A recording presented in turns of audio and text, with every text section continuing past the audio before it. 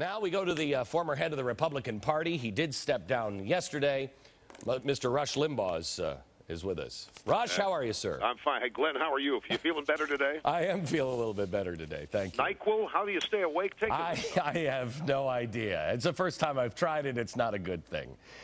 Rush, I wanted to ask you, what is the most disturbing thing that you see coming out of Washington and of California with the grab of the rights? What are you most concerned about?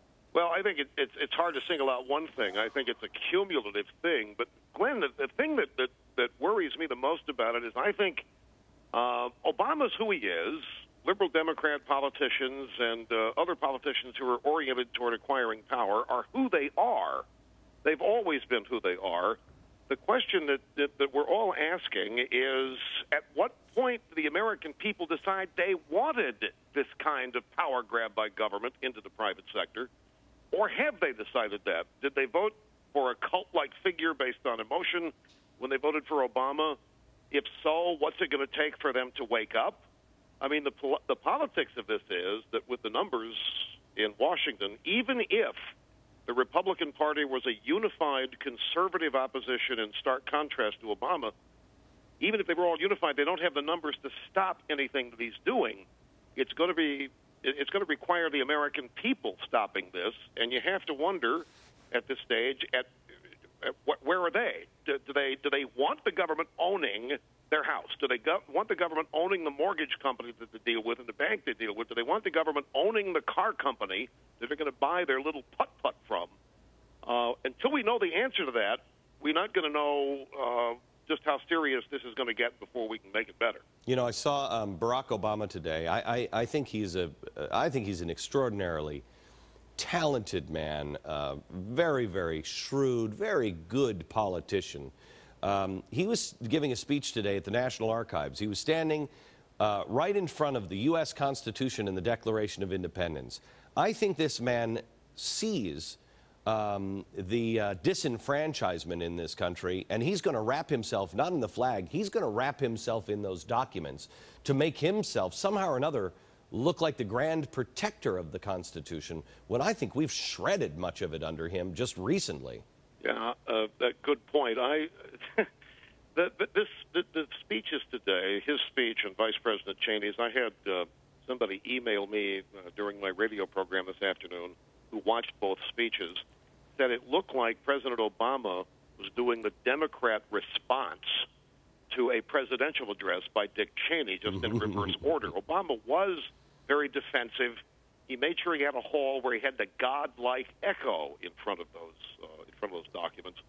But I thought it was eerie to me, Glenn. Here's a man who starts out, he's talking about national security, starts out with his own personal story with his father, his mother, emigrating the country and all this other stuff. The man's a pure, full-fledged man-child narcissist who has to make everything about him.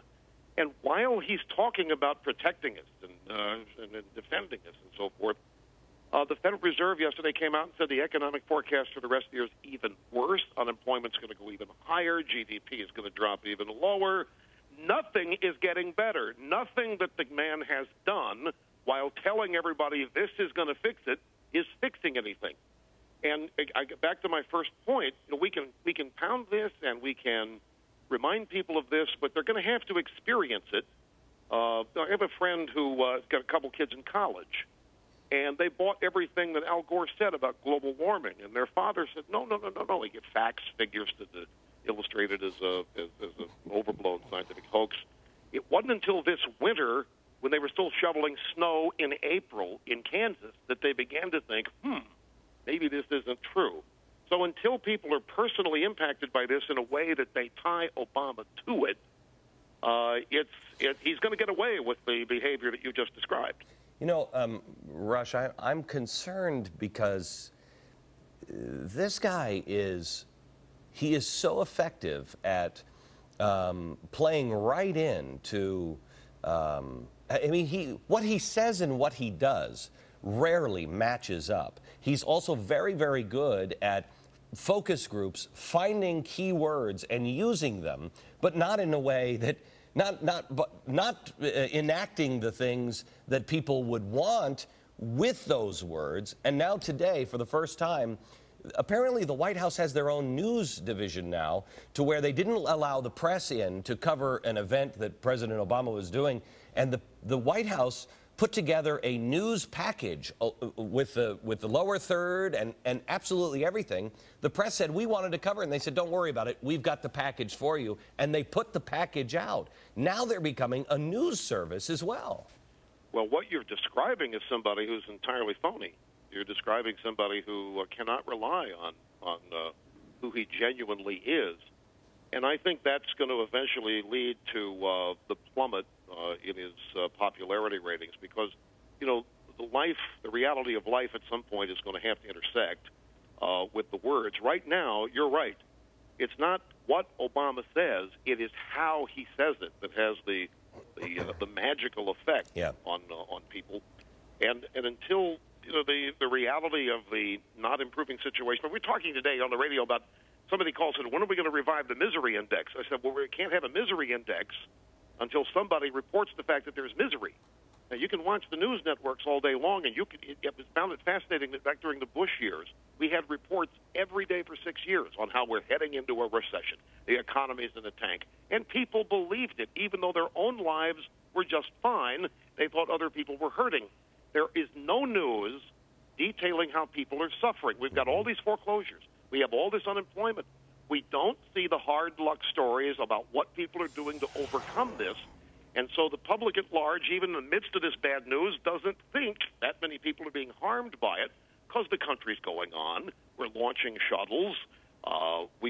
Where the banks are operating. You go use your credit card and so forth. So I don't know. We're looking at this as an opposition party very early on in this man's term. It's just barely past 100 days now. And patience is something that we're just all going to have to muster and understand who we're dealing with here. I do disagree with you on one thing. I know he's got a very eloquent speaking ability, very talented and so forth, but I think with the right political candidate, Glenn, in 2008, he could have been defeated.